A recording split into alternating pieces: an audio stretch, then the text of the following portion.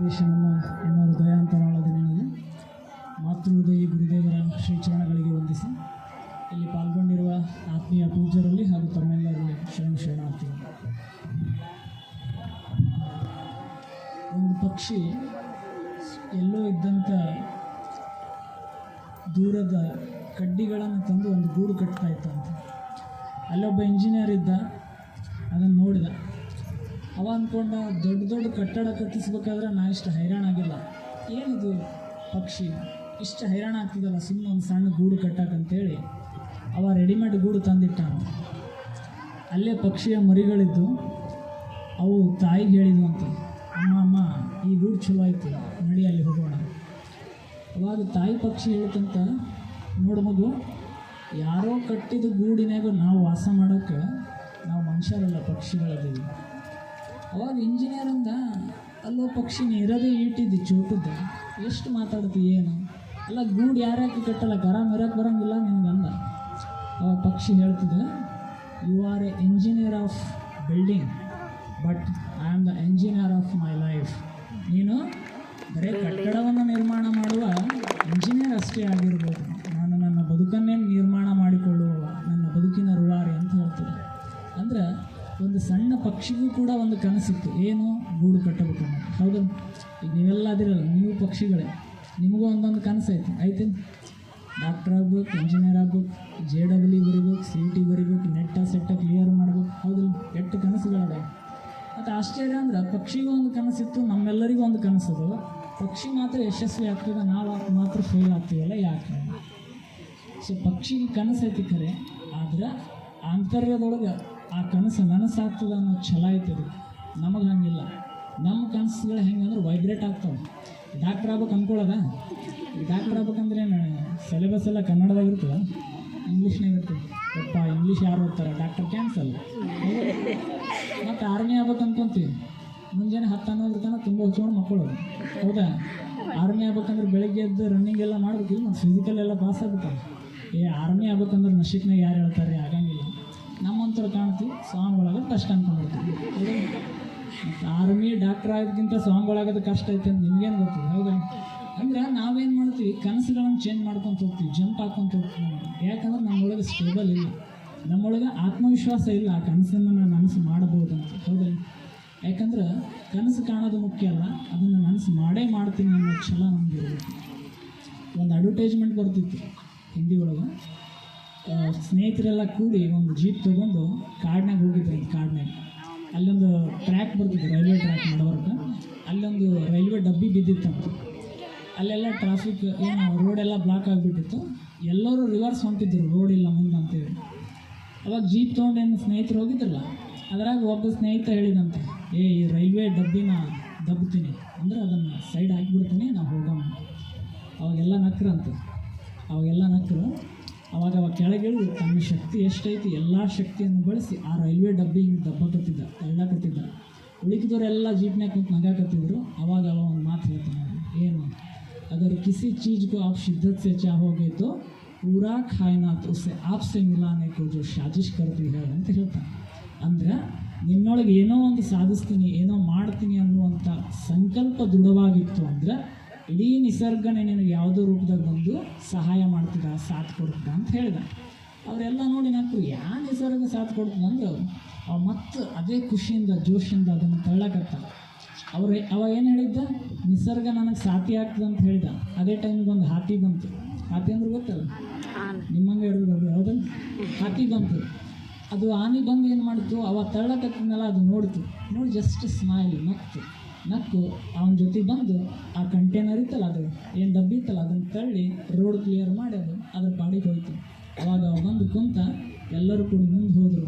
ಅವಾಗ ಸ್ನೇಹಿತರು ಹೇಳ್ತಾರೆ, ರಿಯಲಿ ಯುವರ್ ಟ್ರೂ, ನೀ ಹೇಳಿದ ಕರೆ, ಪೂರಾ ಕಾಯನಾತ್ ಉಸ್ಸೆ ಆಪ್ ಸೆ ಮಿಲಾನೆ ಕೋ ಜೋ ಶಾಜಿಶ್ ಕರ್ತಿ ಹೈ.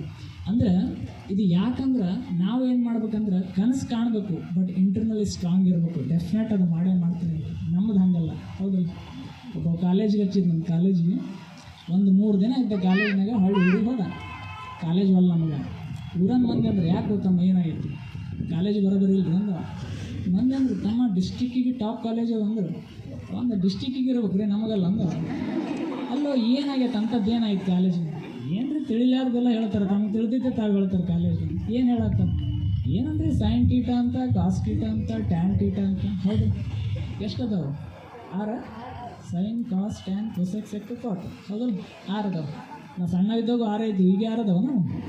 ಮುಂದೆ ನಿಮ್ಮ ಮಕ್ಕಳು ಮೊಮ್ಮಕ್ಕಳ ಕಾಲಕ್ಕೆ 60 ಆದ್ರೆ ಅದುವೇ ಅವು. ಯಾಕಂದ್ರೆ ಈಗಿನ ನಮ್ಮ ಶಿಕ್ಷಣ ಪದ್ಧತಿ ಹೆಂಗೈತಂದ್ರೆ ಕಷ್ಟಪಟ್ಟು ನಾವು ಒಂದು ಪದ್ಯ ಬಾಯ್ಪಾಟ್ ಮಾಡ್ಕೊಂಡು ಶಾಲೆಗೆ ಹೋಗಿರ್ತೀವಿ. ಶಾಲೆಗೆ ಹೋಗೋಟಿಗೆ ಪುಸ್ತಕದ ಪದ್ಯನೇ ತೆಗೆದಿರ್ತಾರೆ ಅವ್ರು. ಹೌದು, ಹಂಗಾಗೈತಿ. ಅವ ಹೇಳಿದ ಏನು ರೀ sine theta, cos theta, tan theta ಅಂತ ಹೇಳ್ತಾರೆ. ಒಂದು ಕಡೆಗೆ ಮಾಸ್ತರ್ಗಳ ಕಾಟ, ಈ ಕಡೆ ಟೀಟಾಗಳ ಕಾಟ. ಹೌದು, ಈ ಎರಡು ಕಾಟದ ನಡಬರ್ಕ ನಮ್ಮ ಆಟನೇ ನಡೆಯೋದು ಕಾಲೇಜಿನಾಗ. ಅದಕ್ಕೆ ಆಟನೂ ಬೇಡ ಪಾಠನೂ ಬೇಡ ಅಂತ ಕಾಲೇಜಿಗೆ ಟಾಟ ಮಾಡಿ ಬಂದಿರು ಇವ್ರಿಗೆ ಅಂದ್ರೆ ಮತ್ತು ಹಿಂಗಾದ್ರೆ ಹೆಂಗೆ ಅಂತ ನಾ ಹೇಳೋದು. ಅಂದ್ರೆ ನಾವು ಕನಸು ಕಾಣ್ತೀವಿ ಕರೆ, ಬಟ್ ನಮ್ಮೊಳಗೆ ಅದನ್ನು ನನಸು ಮಾಡೇ ಮಾಡ್ತೀನಿ ಅನ್ನುವಂಥ ಆತ್ಮವಿಶ್ವಾಸ ನಮಗಿಲ್ಲ ಅಷ್ಟೇ. ಅದಕ್ಕೆ ಕನಸು ಕಾಣೋದು ಮುಖ್ಯ ಅಲ್ಲ, ಕನಸು ಕಾಣಬೇಕು, ಜೊತೆಗೆ ಆತ್ಮವಿಶ್ವಾಸ ಇರಬೇಕು. ಯಾಕಂದ್ರೆ ಸುಮ್ಮನೆ ವಿಚಾರ ಮಾಡಿ ನೋಡ್ರಿ, ನಾವು ಒಂದು ಊರಿಗೆ ಹೊಂಟಿರ್ತೀವಿ, ಈ ಗುಲ್ಬರ್ಗಕ್ಕೆ ಹೊಂಟಿರ್ತೀವಿ, ರೋಡ್ ಚಲೋ ಇಲ್ಲ ಅಂತೇಳಿ ಹುಬ್ಬಳ್ಳಿಗೆ ಹೋಗ್ತೀವಿ, ಹುಬ್ಬಳ್ಳಿ ರೋಡ್ ಮಸ್ತ್ ಐತಿ ಅಂತೇಳಿ ಹೋಗಂಗಿಲ್ಲ. ಏನು ಮಾಡ್ತೀವಿ ನಾವು?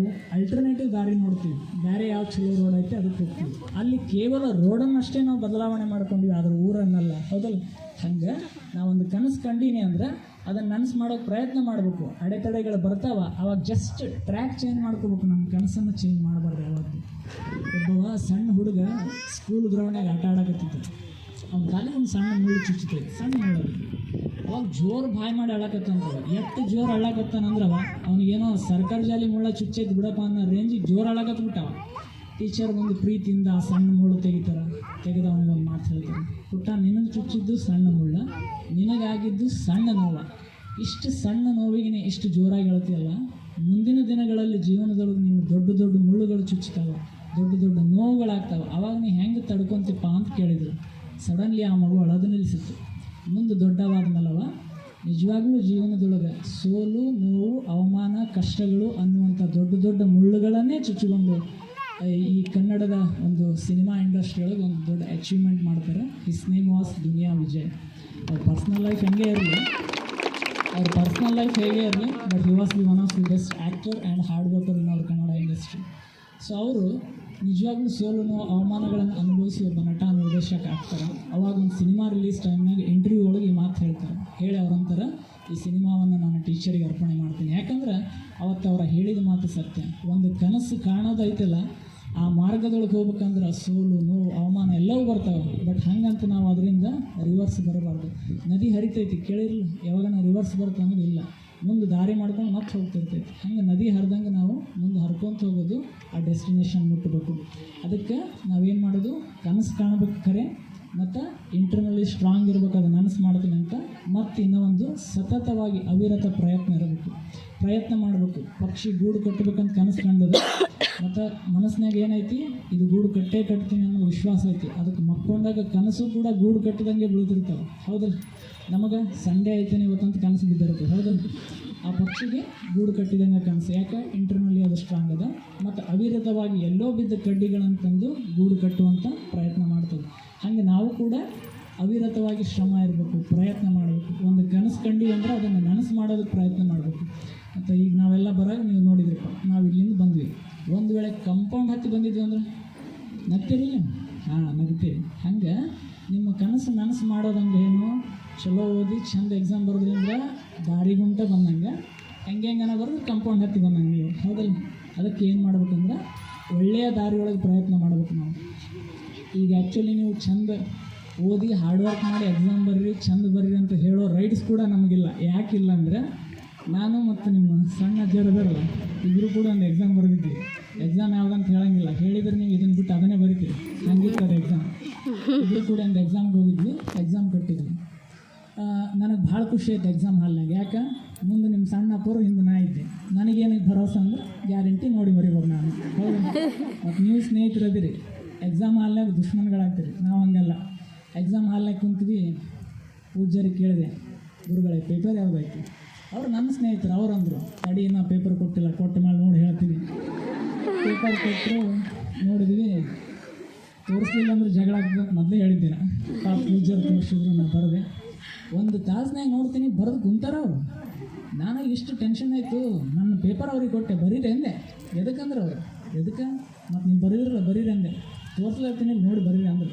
ಆಗಂಗಿಲ್ಲ, ಕೈದಾನ ಆಗುತ್ತೆ ಬರ್ರಿ ಅಂತ ಪೂಜ್ಯರ ಪಾಪ ನನಗೆ ಪೇಪರ್ ಬರೆದು ಕೊಟ್ಟರು. ನನ್ನ ದುರಂತಕ್ಕೆ ಅವ್ರ ಪರ್ಸೆಂಟೇಜ್ ಜಾಸ್ತಿ ಆಯಿತು, ನನ್ನ ಕಡಿಮೆ ಆಯಿತು. ಮತ್ತು ಈ ಕಡಿಮೆ ಪರ್ಸೆಂಟೇಜ್ ಆಗೈತಲ್ಲ ಅದಕ್ಕೆ ಸ್ಯಾಟಿಸ್ಫ್ಯಾಕ್ಷನ್ ಆಗ್ಬೇಕಲ್ಲ, ಸಮಾಧಾನ ಮಾಡ್ಕೊಬೇಕಲ್ಲ. ಅದಕ್ಕೆ ನಾನು ಹೇಳಿದೆ, ನೋಡ್ರಿ ಆಗ್ತದೆ ಆ್ಯಕ್ಚುಲಿ ನೀವು ಚಂದ ಬರ್ದಿರೋಂಥ ಪರ್ಸೆಂಟೇಜ್ ಆಗಿಲ್ಲ, ನಮ್ಮಂಥ ಶರಣರಿಗೆ ಒಳ್ಳೆಯವರಿಗೆ ಏನು ಮಾಡಿರಿ ಸಹಾಯ ಮಾಡಿರಿ, ಅದಕ್ಕೆ ಪರ್ಸೆಂಟೇಜ್ ಜಾಸ್ತಿ ಆಯಿತು ಅಂತ ಮತ್ತು ಅವ್ರಿಗೆ ಹೇಳಿದೆ. ಅಂದರೆ ಇದನ್ನು ಯಾಕೆ ಹೇಳಿದಂದ್ರೆ ನಾವು ಮಾಡಿರೋ ಈ ತಪ್ಪುಗಳನ್ನು ನೀವು ಮಾಡಬಾರ್ದು ಆ ಉದ್ದೇಶಕ್ಕೆ ನಾನು ಹೇಳಿದೆ. ಅಂದರೆ ನೀವೇನು ಮಾಡಬೇಕು, ಓದಿ ಚೆನ್ನಾಗಿ ಹಾರ್ಡ್ ವರ್ಕ್ ಮಾಡಿ ಪರೀಕ್ಷೆಗಳನ್ನು ಬರೀರಿ. ಪರೀಕ್ಷೆ ಅಂದರೆ ಭಾಳ ತಲೆ ಕೆಡಿಸ್ಕೊಳ್ಳೋದಿಲ್ಲ, ಮೊದಲಿಂದ ಹೇಳಿನಿ. ಅದಕ್ಕೆ ಆಲ್ಟರ್ನೇಟಿವ್ ಐತಿ, ಬಟ್ ಬದುಕಿಗೆ ಆಲ್ಟರ್ನೇಟಿವ್ ಇಲ್ಲ. ಸೊ ಅದಕ್ಕೆ ಸರಿಯಾಗಿ ನಿಮ್ಮ ಕನಸುಗಳನ್ನು ನನಸು ಮಾಡ್ಕೊಳ್ಳೋದಕ್ಕೆ ನಾವು ಒಳ್ಳೆಯ ದಾರಿಯಲ್ಲಿ ಪ್ರಯತ್ನ ಮಾಡೋಣ ಅಂತ ಹೇಳ್ತಾ ಕೊನೆಯ ಮಾತು, our late president respected Shri Abdul Kalam ji said one extraordinary message for us, that is, I will win my life not immediately but definitely. So ನೀವುಗಳೆಲ್ಲ ಇಮಿಡಿಯೇಟ್ಲಿ ಯಶಸ್ವಿಗಳಾಗದಿದ್ರು ಏನೂ ತೊಂದರೆ ಇಲ್ಲ, ಡೆಫಿನೆಟ್ಲಿ ಒಂದು ದಿನ ಯಶಸ್ವಿಗಳಾಗಲಿ ಅಂತ ತುಂಬ ಹೃದಯದಿಂದ ಆಶಿಸಿ ನನ್ನ ಮಾತು ವಿರಾಮ ಕೊಡ್ತೀನಿ.